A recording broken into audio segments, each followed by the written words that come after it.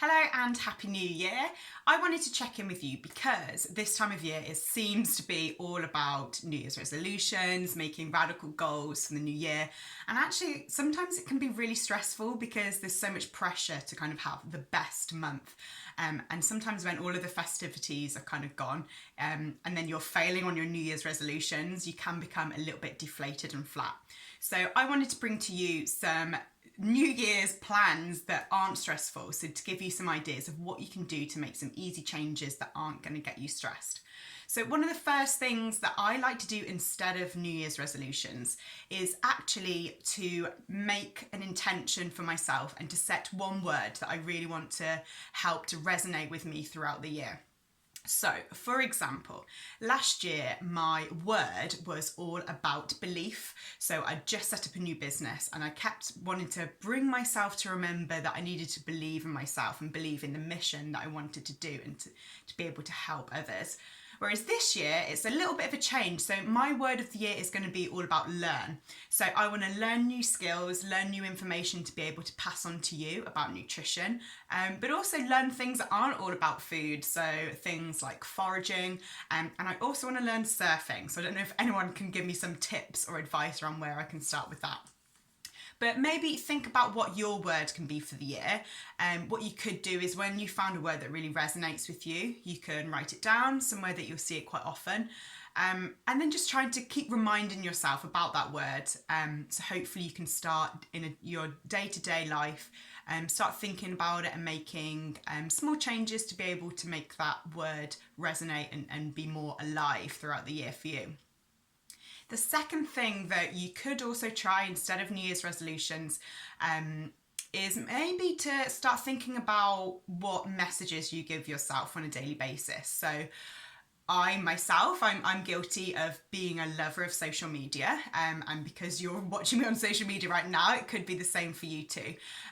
But this year I want to focus on decluttering, having a digital decluttering, because sometimes what I find is when I'm scrolling, at the end of that kind of like scrolling session, I maybe don't feel that great about myself. So my intention this year is to maybe try and make sure I filter out and like unfollow maybe some accounts that leave me feeling a little bit inadequate or feeling that I'm probably not doing as well as that person, because social media is there to inspire us and to make us feel good and to entertain us. So if we find at the end of that session that we're not feeling great, then maybe that's a sign that you might want to start following different people or unfollowing some others. So what I like to do, and what you could also try and do, is try and follow people of all different body types, all different body sizes. I often unfollow people that talk about dieting because for me that's not something that brings me joy, and I want to be able to enjoy food. So I try and follow accounts that have the same passion about tasty food that I do. The third thing that I wanted you to maybe think about over this new year is to maybe start thinking about gentle nutrition. So January brings lots of messages about clean eating and cutting things out. But I think realistically, with like 80% of New Year's resolutions not working out for people, it's much better to be a little bit more gentler with your nutrition messages. So maybe it could be that you just try and add like one more portion of vegetables in the evening. Or it could be that you go to the supermarket and find a piece of fruit or a piece of vegetable that you haven't tried before. And maybe you set an intention that every week you're going to try something new or try a different recipe that includes different vegetables.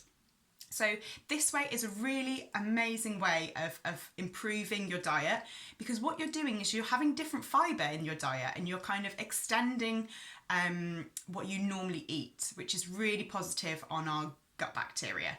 And I always bang on about gut bacteria, but it's so important for our metabolism, it's important for our energy levels, for how we feel, for our mood. So making sure that this good bacteria is fed by these lovely healthy vegetables and fruit is an amazing way to set a really happy and healthy 2020 for you. So hopefully you find some of these tips helpful. I have also shared an event recently that you might be interested in. So I'm doing a Good Food, Good Mood event on Blue Monday, which is deemed the most depressing day of the year.